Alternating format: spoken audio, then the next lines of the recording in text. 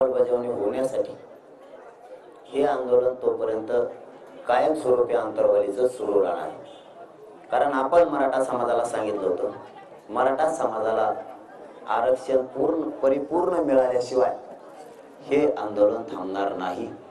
त्या शब्दावर आपण ठाम आहेत की काल मुंबईत मोर्चा होता, त्या मोर्चात जो कायदा पारित झालाय, जो राजपत्रित आदेश झालाय, त्याची अंमलबजावणी होऊन पहिलं प्रमाणपत्र मिळेपर्यंत, अंमलबजावणी होईपर्यंत हे आंदोलन सुरू राहणार आहे. हा पहिला निर्णय झाला.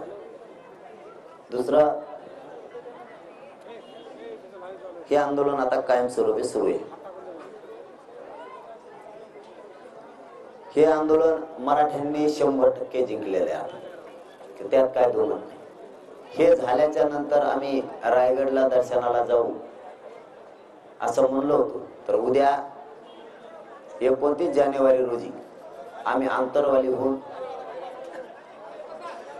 विश्वाची राजधानी असणाऱ्या रायगडावरती छत्रपती शिवरायांच्या दर्शनाला उद्या आम्ही जात आहोत.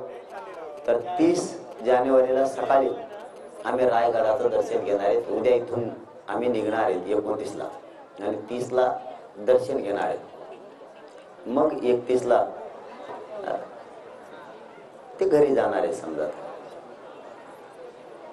आणि पहिलं प्रमाणपत्र मिळाल्याच्या नंतर या कायद्याच्या आधारावर, या कायद्याचा फायदा म्हणूया, म्हणजे या कायद्याची अंमलबजावणी होऊन पहिलं प्रमाणपत्र मिळाल्यावर महाराष्ट्राच्या वतीनं आम्ही विजयी कार्यक्रम घोषित करणार आहेत. आणि प्रचंड मोठा विजय सभा म्हणूयात किंवा विजय कार्यक्रम मोठा महाराष्ट्रातल्या मराठ्यांचा घेणार आहे.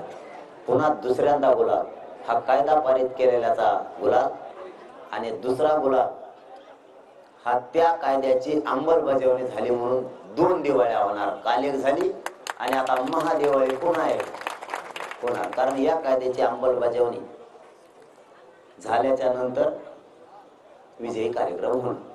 आणि सरकारला माझी